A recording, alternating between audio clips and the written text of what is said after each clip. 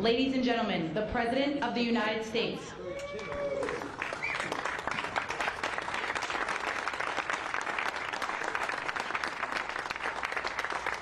Hello, everybody. Thank you very much.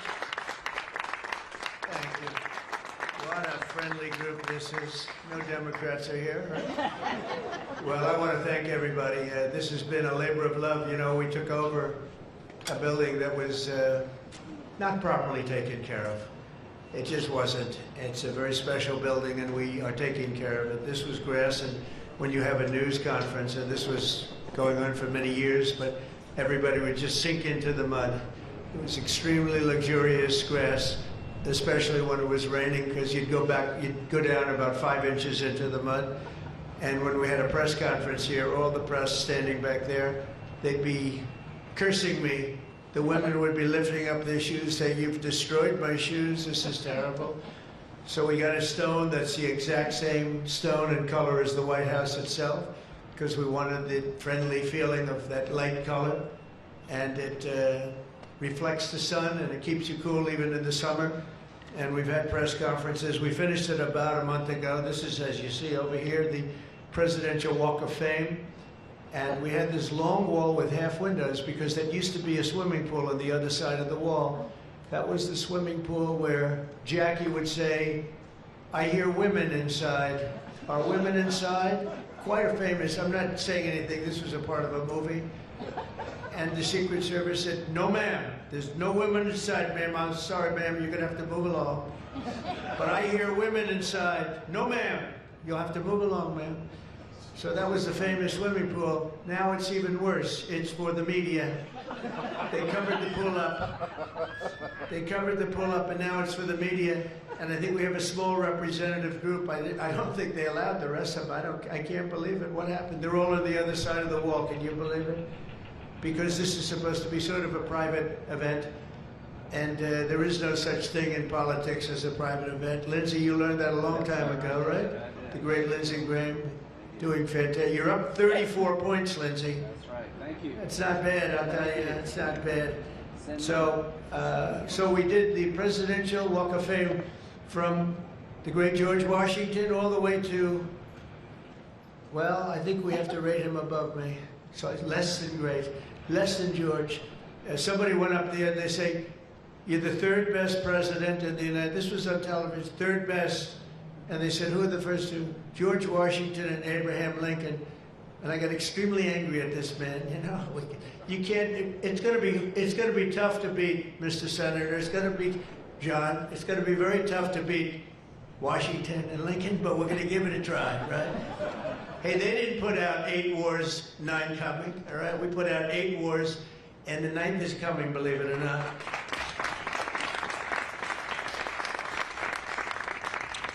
So I just want to say it's great to be with you. And when we're finished, later on, we're going to have a little quick lunch, and they do great food at the White House. And this is used sometimes for evening, where we've had some incredible people for the evening, and some of the big foreign leaders have been coming. And most excitingly, on the other side, you see the fence and the wall. We're building a world-class ballroom. You know, for 150 years, they've wanted a ballroom here. We don't have a ballroom. We have a little cocktail area, but we don't have a ballroom. The East Room, it's called, is a very small cocktail area. It holds about 88 people if it's tight. And I said, if I do this again, I'm going to get a ballroom built, and we're putting up our own money. With the government is paying for nothing. You probably hear the beautiful sound of construction to the back. You hear that sound? Oh, that's music to my ears. I love that sound. Other people don't like it. I love it, Josh. I think when I hear that sound, it reminds me of money. In this case, it reminds me of lack of money because I'm paying for it, so it's the opposite.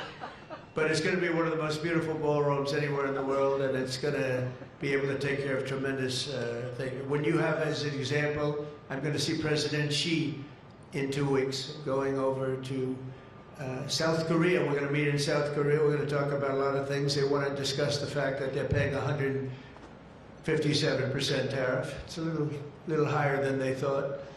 And We're doing very well. I think we're going to do well in that negotiation. We've done well, as you know, with Japan, with South Korea, with Europe. The European nations got together, we made a deal, and it was all based without the tariffs. You could have never made the deal. I'll tell you what, tariffs equal national security. Remember that. Tariffs equal national security. You got to remember that.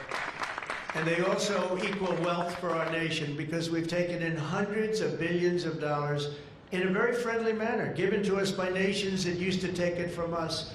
And they used tariffs on us. We never used it on them because we were foolish. Or we were led by people that weren't business people. But it really does. It equals national security. And I wouldn't have put out, I mentioned 8 wars, 9 coming. Of the 8, 5 were based solely on trade and tariffs.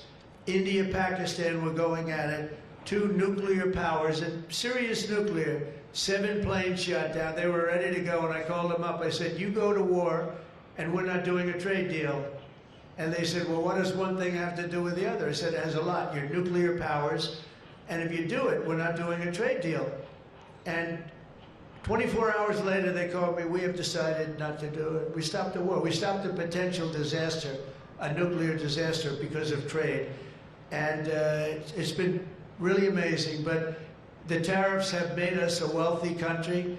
They've given us tremendous defense. They've given us things that we can do for other countries, very positive. But again, really, it's national security, it's national defense, and they are so important. And it's incredible that presidents, for the most part, didn't know how to use them, when to use them. If you go back, you'll see some of the presidents that were the most successful were believers in tariffs. And I even see foreign countries now that we are doing very well with, taking ads. Don't go with tariffs. They're taking ads. I saw an ad last night from Canada. If I was Canada, I'd take that same ad also. But they're actually on television taking ads. But I do believe that everybody's too smart for that. We have a very, very big and important case coming up. We should win the case based on the legal merit. We should also win the case based on all of the things I just said. But we're a wealthy country again. Last week, as you know, they found $31 billion. They came to see me, sir. We found $31 billion. They said, we don't know why. I said, was this a good find or a bad find? It was a good find. It was a plus 31. We're used to finding negative 31s, right, for the last 30 years. I said, check the tariff shelf. Well, those tariffs haven't kicked in. Yes, they did. They kicked in 2 months ago. Check it. He comes back 2 hours later. Sir, you were right. We have an additional $31 billion, billion, not million, Lindsay, billion, that we just found from tariffs. They kicked in earlier than we thought. You were right. We're a wealthy nation again, and we're a nation that can be secure. We're a nation that can start paying down our debt. And with tariffs, we're the wealthiest nation ever in the history of the world. Without them, we've got to slog. We've got to slog. But remember this, other nations, including China, Japan, European nations, they used tariffs against us for many years. That's why we owe $37 trillion. That's why. But they used tariffs very successfully against us, and we had presidents that never fought it. But now you have a president that does fight it. So I just want to welcome you to the incredible Rose Garden. It's just an incredible place. It was done, we did it, brought it back to health. It was in very bad shape, actually, and we brought it back to health. First Lady Melania did a fantastic job on it. The surrounds and everything, it's all brand new wiring. You know, underneath there's a lot of wire, a lot of things. Everything brand new, everything beautiful. The only thing we did is we had to get a hard surface here because nobody could use it because of the grass. So I just want to welcome you, and I hope you're going to be here a lot.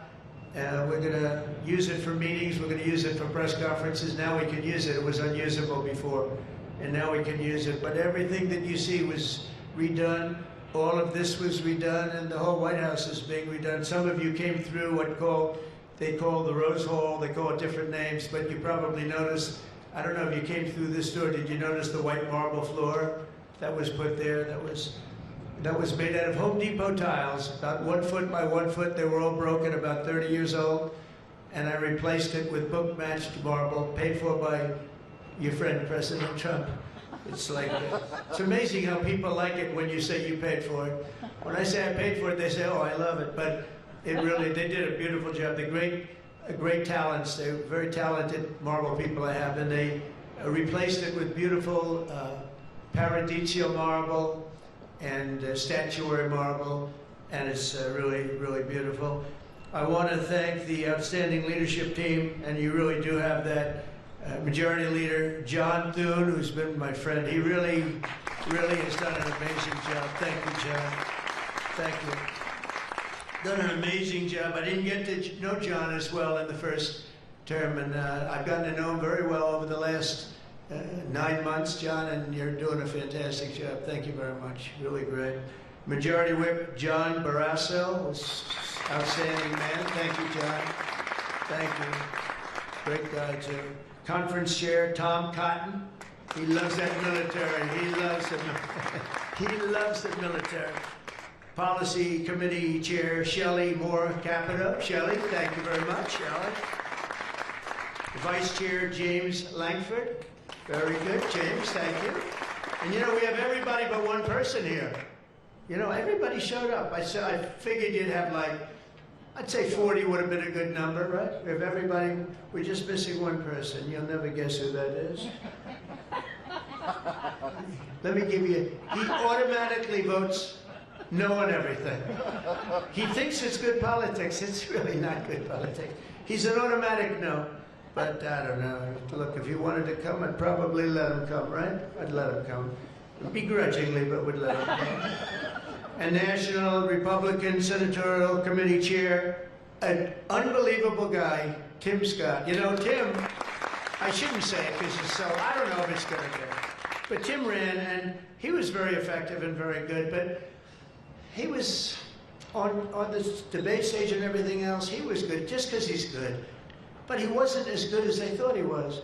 And when he got out of the race, he endorsed me almost immediately. And I used him as a surrogate. And I wasn't sure if I should because, you know, sometimes I want a total lunatic to get up and fight for me. And Tim is a really good person. So I wasn't sure. And I put him on the stage, and he ripped the heart out of everybody. He was so brutal. He was so unbelievable. It turned out to be absolutely one of my best surrogates, and it includes a lot of you people that were here. You were all surrogates. But Tim ripped these people apart. And after watching 2 or 3 times, then I wanted him all the time, right, Susie? I said, I want Tim Scott, get up there. But he was so good, and I said to him, Tim, when you fought for yourself, you were much different. When you fought for me, you were a tiger. You were like unstoppable. You were, really was. You all saw that. What's the difference? He said, I've never liked selling myself, and I love selling somebody that I really do believe in. I really believe in you, and I just felt that way. And it was so nice the way he expressed it. And I want to tell you, you are a champion. You are a winner, and congratulations. Thank you very much. I never love telling that story because I'm not sure if it's a good or a bad story, but I'm telling you, you are an amazing guy, and you fought for me so hard, and I really appreciate it. You got to be my #1 choice, Tim. So something happened. I appreciate it. And you're doing great doing what you're doing right now. I also want to thank the entire Senate Republican Conference for your tremendous work on confirmations. Boy, did we have a couple of weeks, huh? We had some, I signed like 150 of them, and I didn't use an auto pen, by the way. I signed. You know, when you're signing these important, like a general getting approved from 3-star to 4-star and all of these different things and big confirmations and, you know, big stuff, you really have an obligation to actually sign it, I think. You probably noticed right there, number 46, we put up, right? We put up a little bit of an auto pen. We have 46, we have 45, we have 47. It's very interesting. You have 46 as an auto pen. It's up there.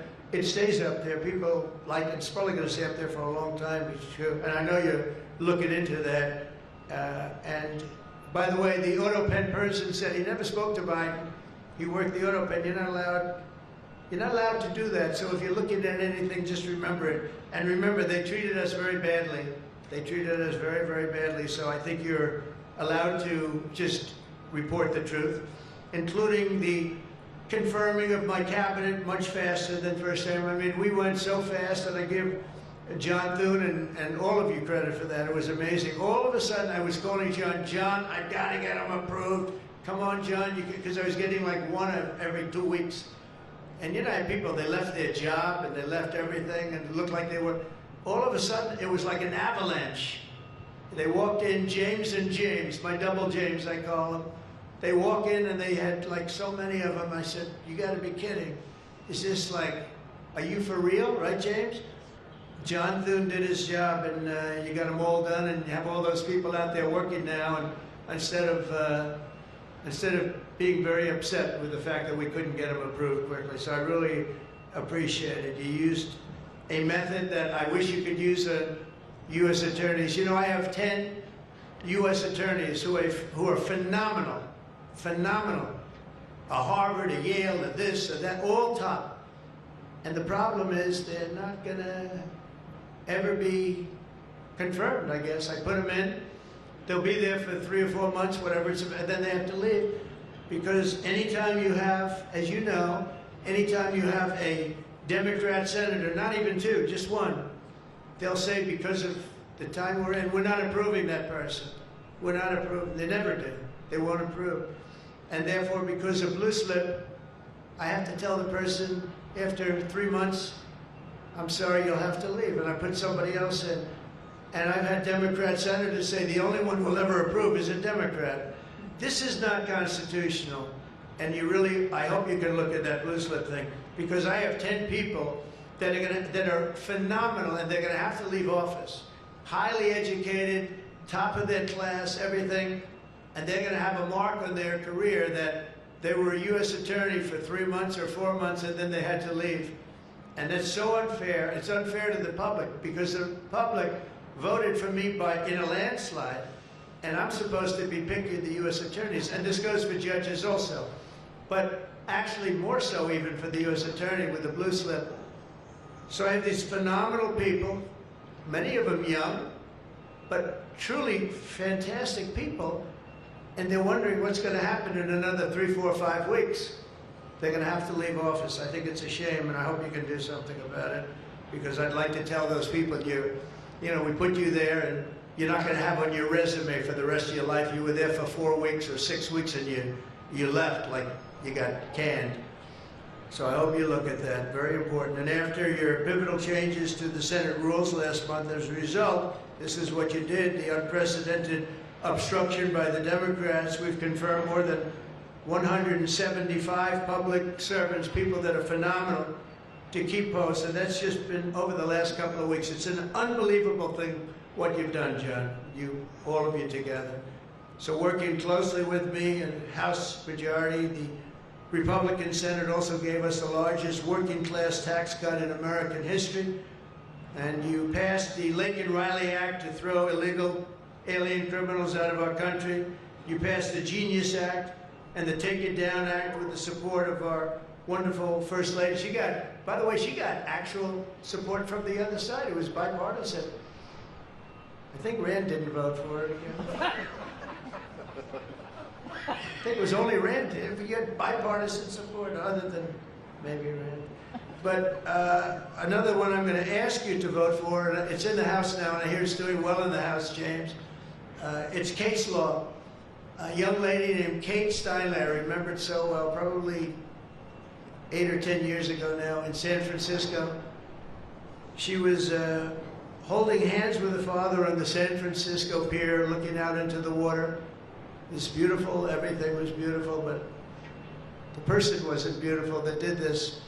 And this was an illegal alien that came into our country 5 times, was thrown out 4 or 5 times, I don't even know, but a lot, and came back and shot her through the head. And she went down and she looked at her father, Daddy, Daddy, something happened, and she immediately passed away in his arm. And I mean, you can imagine, it was so sad, such a beautiful, beautiful, beautiful person.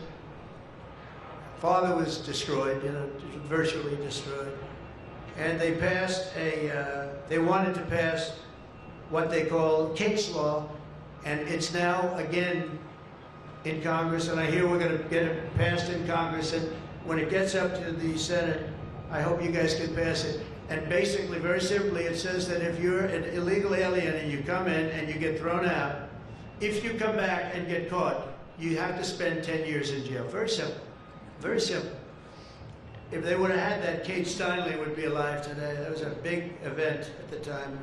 If you remember Bill O'Reilly, for those of you that like Bill, I think I like Bill, but he was the one, he devoted his life to that law, trying to get it passed.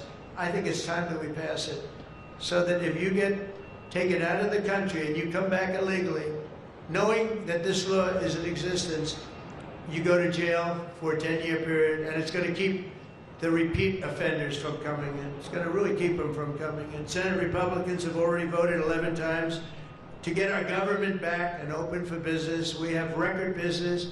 We're going to be, I think, by the time I hit month number 12, I think we're going to have $20 trillion of investment. We're over 17 right now. As an example, President Biden had less than $1 trillion for 4 years. We're going to have $20 trillion in less than 12 months, and we're over 17 trillion right now. So it's the largest amount in our country by far, by many times. That's in our country. But here's the one. It's the largest amount in the history of the world. There's never been a country that's had anywhere near 17, or it will be 20, and it's going up fast. A lot of it's because of tariffs, because they're coming in because they don't want to pay tariffs. In other words, they make their product in a certain country, and they used to just send it in here, and there was no charge, absolutely. Now, if they have to pay a 20%, 30%, 50%, 100%, or 2% tariff, they say, well, it's better if I build my plant in the United States. It always amazed me I did this first term. We had the greatest economy in the history of our country in first term. We had COVID, and we did a good job with that. That was a curse for every country in the world. It was terrible. But we had the greatest economy we ever had. But if you remember, I started the tariffs, but I held it off because it wouldn't have exactly been good at the time to tell France, you know what they were going through, you know what Spain was going through, and Italy was going through. That, by the way, we're going to charge you tariffs. But I had started the process. We were going, the country was doing good, and I took in hundreds of billions of dollars from China. I put the full tariffs on China. Biden left the tariffs because he couldn't, it was too much money, but they gave so many exceptions that they were essentially meaningless. In other words, here's the tariffs, but you don't have to pay if you look at somebody the wrong way. You don't have to pay, so they didn't pay very much. But with me, they were paying hundreds of billions of dollars. And again, I have a great relationship with President Xi. I expect to be able to make a good deal with him, and I want him to make a good deal for China, but it's got to be fair. For years, they were making $500, $600, $700 billion. $700 billion, and we'd be making nothing. It was a one-sided, honestly, we built their military. We built China's military with the money that we lost for so many years getting ripped off. So now we're going to have a fair deal, and I think we're going to have a very successful meeting. Certainly there are a lot of people that are waiting for it. Maybe it won't happen. Maybe it won't happen. Things can happen where, for instance, maybe somebody will say, I don't want to meet, it's too nasty. But it's really not nasty, it's just business, and we're gonna do a good job representing you people and representing the people of our country. Unfortunately, in a craven and pointless act of partisan spite, Chuck Schumer, who I've known for a long time, and the radical left Democrats are holding the entire federal government hostage to appease the extremists in their party. And they are extreme. I mean, I've never seen anything like it. They're extreme, and you know what? We had a landslide election. We won the popular vote by a lot. We won the swing states, all 7. Remember, they said, oh, if Trump could get 3 swing states, he'd be... And, well, I didn't get 3, I got 7. We got all 7 by a lot, by record numbers. We won the Electoral College, 312 votes. They said, it's very hard for a Republican. It's harder for a Republican. Although now I think we've swapped it. I think it's now harder for a Democrat.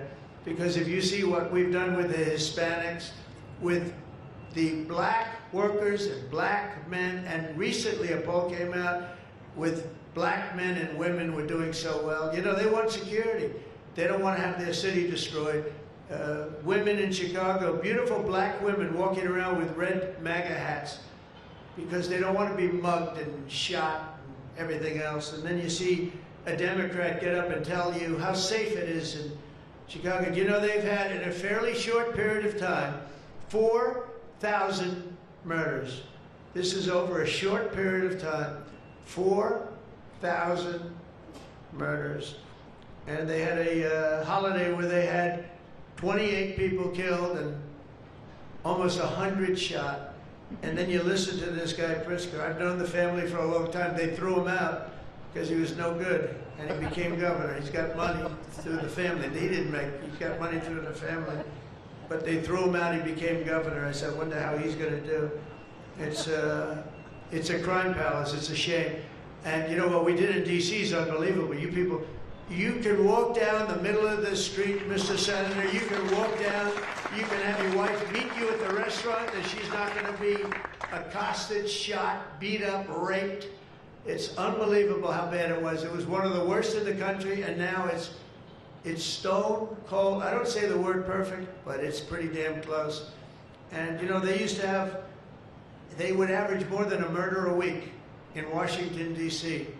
This is just before we got here, a murder a week. Think of that. The capital of, in my opinion, the capital of the world. They come from Iowa, they come from Indiana, they come from Florida, and you call up the parents, I'm sorry, sir, your son has been shot and killed.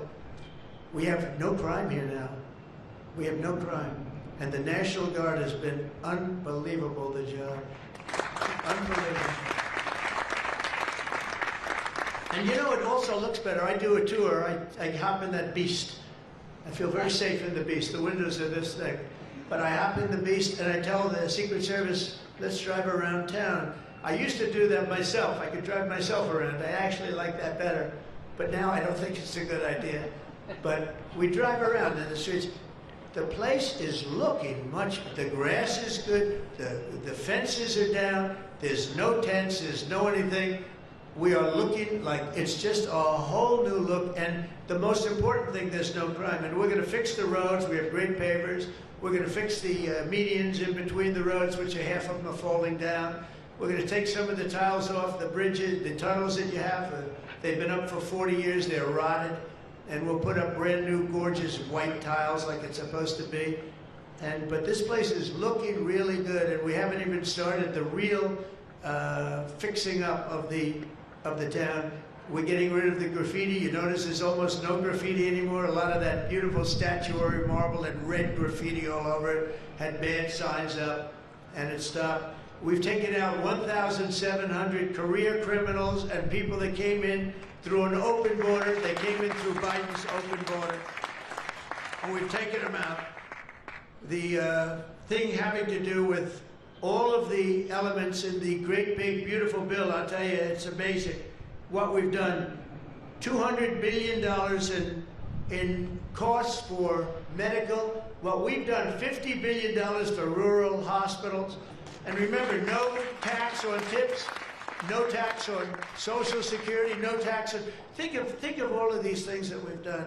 This is the biggest, this is the greatest bill. Social Security, no tax on overtime, but no tax on tips. I got that from a waitress in Nevada. I was making a speech and I'm at one of my restaurants in the hotel I own there. And I say, how are you doing? Well, sir, it's terrible. They're taxing my tips. They're going, I wouldn't have even thought that. And I looked at it and she said to me, sir, there should be no tax on tips. I said, say it one time more. No tax on tips. I walked outside to the press. I said, there will be no tax on tips. She was right. And we won that state by a lot. That's not a state that we win by that much, David, but we won it by a lot. So it was pretty good. But that bill is chock full of so many different things. So it was the biggest bill. I'm actually saying this to the fake news so that they maybe print it, but maybe not, because you people know. It was the biggest bill ever passed in Congress.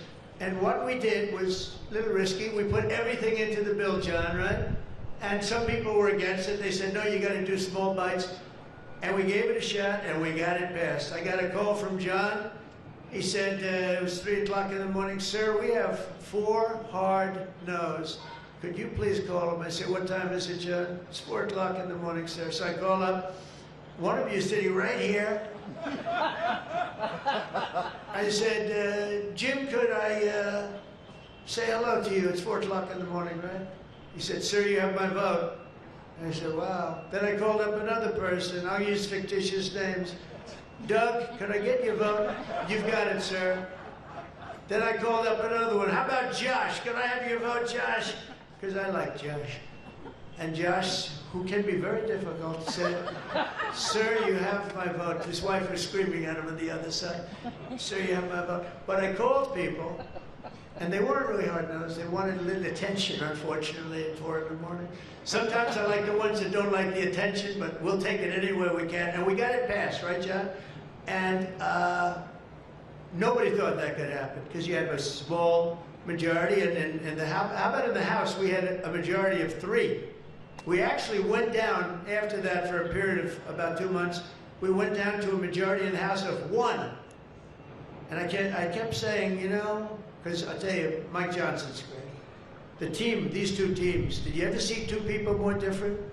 One's tall, one's slightly less tall. You want to be clear? They are very different people, but they're the same in terms of talent. They did it, the 2 guys, and they get along incredibly well. We all do. We get along great. But we passed a bill. We don't need to pass any more bills.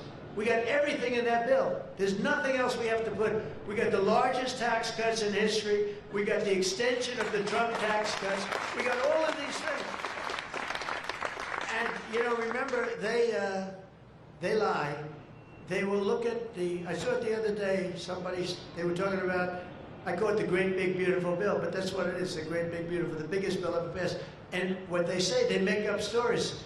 And I saw they were interviewing a senator, and they said, well, what's wrong with their bill? He didn't know what to say, because there's nothing he could say. It covers everything. He said, death, death. It brings death. Now, if I'm a regular person and I hear that, I say, oh, that's terrible. But it's just the opposite. It brings life. It brings Medicaid, Medicare, Social Security. It secures all those things. And they just are so bad. You know, they said death. It was like death. And there's nothing about death. Theirs is death. Because they're going to lose Medicaid. They're going to lose Social Security. They're going to lose Medicare. All of those things are going to be gone because the whole country would be bankrupt. And you're not going to have any kind of medical insurance. So with us, it's the opposite. And it's a great bill. We don't need any more. And I want to just say from the beginning, our message has been very simple. We will not be extorted on this crazy plot of theirs. They've never done this before. Nobody has. You always vote for an extension. Chuck Schumer and the Senate Democrats need to vote for the clean, bipartisan CR and reopen our government. It's got to be reopened right now. We're not doing that. They are the obstructionists. And the reason they're doing it is because we're doing so well. We're doing well all over the world. We're doing well with the close to $20 trillion that I just told you about. It will be that number, but even if you take it down to over 17, that's a guarantee. We're doing well with everything. Car plants are pouring back into our country. AI plants, we're leading, we're dominating China right now in AI. And I did something that I think you'd like, because we have an old grid, it's a tired grid. It doesn't have the juice that you need to fire up these plants. You know, these plants will need more than double the energy we have right now for the whole country. That's how big it is. And we can't do that. There's no way we can do that. China's building right now 52 power stations. But I did something better. I'm letting everybody build their own power plant so they'll become like an electric utility in addition to AI. But if they want to build their own plant and we get their approvals within less than a month, it used to take 5 years prior to rejection. Sometimes a guy in Louisiana, they had one that took 12 years and then they got rejected. I got it approved in 2 weeks when I got into office. That was the first term. And the plant is up now, and it's been a great thing for the state. I did it twice, actually. I got 2 of them that were dead after 12 years, and I got them approved both of them, in less than a week. And that's what we're doing. Lee Zeldin, by the way, is doing a phenomenal job, Environmental Commission, I have to tell you. He knows that we have to get them fast, and we're getting them fast. So we're leading China in the AI race by a lot. Under Biden, Democrats voted 13 times for continuing resolutions to keep the government open. And all we want is simply to ask them to do it once again. They always voted for it. They never voted against it. Nobody votes against it. But they do that, and they do. It's partially my fault. I mean, I'm watching you, and I'm looking at all these great faces that I've seen. Really great people. I think with few exceptions, a couple of you I don't like that much, but with few exceptions, great people. And you look at what they do, and you look at the game they play, and it's a horrible game. And, you know, we have the hottest country ever. This is the hottest country anywhere in the world. And I say this, I'm sure you've heard me say it, but I was over in the Middle East, and the King of Saudi Arabia and others also said essentially the same thing. They said, you know, President, a year and a half ago, your country was dead. We never thought we'd see this. And right now, you have the hottest country anywhere in the world. We do. We have the hottest country anywhere in the world, which tells you about leadership, and that includes your leadership. So as you know, my door is always open to anyone. It's not like that AOC, how about her, where she said, she's talking about having rebellions and everything. She said, well, my door is always open. But she's not the leader. I'm sure the leaders felt very nicely about when she said her door is open. Who the hell wants to go into her door anyway? She doesn't know what the hell she's talking about. She's the one that started. You know, I remember, I'll never forget, she never took a course on the environment. And I watched her one day, and she was on television. She said, yes, our planet will be dead within 12 years. That was a long time ago. Our planet was supposed to be dead. Remember the 12-year theory? We were environmentally dead. Now, these people, they've got an agenda that nobody quite understands. The good news is they don't understand it either. They really have no idea. But the people do. The people understand. We're giving you the biggest tax cuts in history. All of these things, it all adds up that we should do fantastically well in the midterm. The only thing wrong with the midterms is that statistically, when you look, a president gets elected, and for some reason, and nobody, even the great John Thune, cannot explain to me, for some reason, even if he's a reasonably good president, and we've had success like nobody, but for some reason, you lose the midterms. I don't know why. I mean, the odds are tremendously against, like 92% or something. It doesn't make sense. If you have a great presidency, it only makes sense that you win the midterm. So there should be no reason for it. Somebody's going to explain there might be some dark, deep psychological reason where they want to vote the opposite way. I don't know what it is, but we have to win the midterms. Otherwise, all of the things that we've done, so many of them are going to be taken away by the radical left lunatics. I mean, we're going to end up with a communist mayor in New York. Can you believe it? A communist. Remember, I would always say, we will not have a socialist elected in our country. Remember, I'd say that all the time. And I was right. We skipped socialist. We got a communist elected. So I didn't tell a lie. I didn't tell a lie. I was right. We'll have a communist, not a socialist. But we've already seen the impacts of the dangerous game that they're playing. Democrats are causing delays in our air traffic control system. So important. We wouldn't have had, you know, this Pete Buttigieg. He spent billions of dollars on fixing the air traffic control. They'd use copper wire going into glass wire.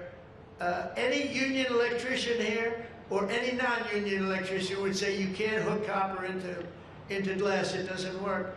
They spent billions of dollars. They turned on the system, and it was stone cold blank. We're getting a brand new system. We have bids out now. We have 3 great companies bidding. And I want one bid. Sean Duffy's doing terrifically. I want one bid. I want just bid, and they're responsible for everything. Not we had, they had like 1,000 contractors. Every contractor, they're all running around.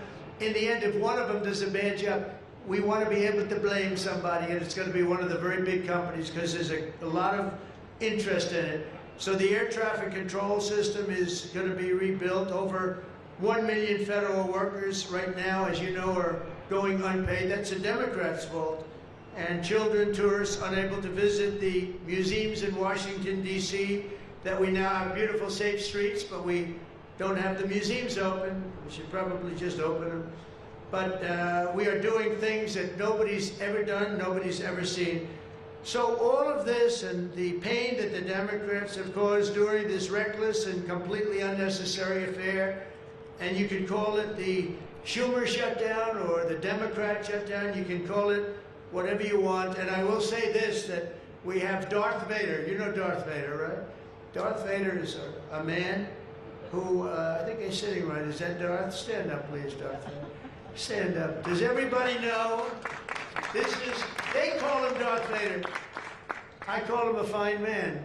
But he's cutting Democrat priorities, and they're never going to get him back. And they've caused us, and they've really allowed us to do it. And by the way, thank you. You're doing a great job, I have to tell you. So, really a great job. Because many of the things that they're cutting, like the New York project, $20 billion we're cutting it, they're not going to get it back. I mean, they're not going to get a lot of things back. They may not get it back. Maybe we'll talk to them about it. But they're losing all the things that they wanted. But many of the things that they wanted are things that we don't want. The things that are just so bad for our country. And we're cutting those things out. So while they thought they were doing maybe bad, maybe indirectly they're doing good. The cynical comment that they've made all over the place, and all of their cynical remarks proves beyond all doubt that Schumer is a calculating political partisan, but we knew that. But he's somebody that's in deep trouble. He's losing in all of the polls. He's even losing to AOC +3. Remember +3? What happened to the +3? Are they still around? I had one, when I was at the United Nations, I met the president of Somalia. And I said, I have somebody I'd like to give back to you. He said, no thanks, we don't want her. He didn't want anything to do with her. But today I'm calling on every Senate Democrat to stop the madness, to let our country get back. In the greatest moment in the history of our country, in terms of wealth, in terms of job creation, and in terms of investment coming in, these guys go on strike. It's really a shame.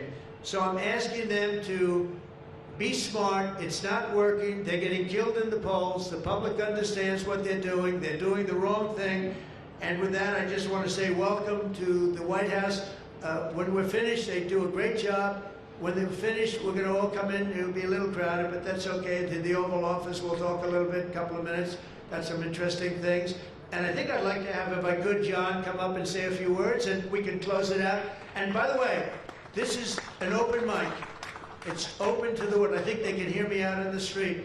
If anybody wants to come up and say after John, say we're all friends, and you can speak your heart out. But we've got to get our government open, and the Democrats are trying to keep it closed. Thank you. John, please. Well, Mr. President, thank you for having us. This is the 4th week of the Democrat shutdown, but we are all here today because your Republican team in the Senate is unified. This is now the longest full shutdown in history, but everybody here has voted now 11 different times to open up the government, and we are going to keep voting to open up the government, and eventually the Democrats, hopefully sooner or later, are going to come around. But Mr. President, your agenda is the right one for this country. This is your team. We are your partners in achieving and implementing the agenda that you campaigned on and the American people voted for. And you just mentioned it has been a series of promises made and promises kept, whether it's national security, whether it's the border, whether it's the economy, taxes, regulations, energy, Trump newborn accounts, school choice. You look at what we've accomplished so far. It is a remarkable, remarkable team and a record of accomplishment that can't be matched. And I would argue, at least in my time here, but perhaps in all of history. So thank you for your leadership, and we will continue to be good partners and work with you to get the work done for the American people. And let's hope that the Democrats get wise, and starting perhaps even today, vote to reopen the government so we can get back to work for the American people. Mr. President, thank you for having us at your home. You have beautiful homes, and thank you for everything you're doing to make this such a beautiful place. This is America's house. We're delighted to be here. Thank you.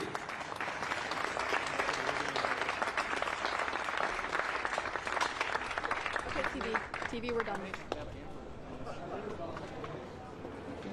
Lindsay, that open mic doesn't apply to you. Yeah, that's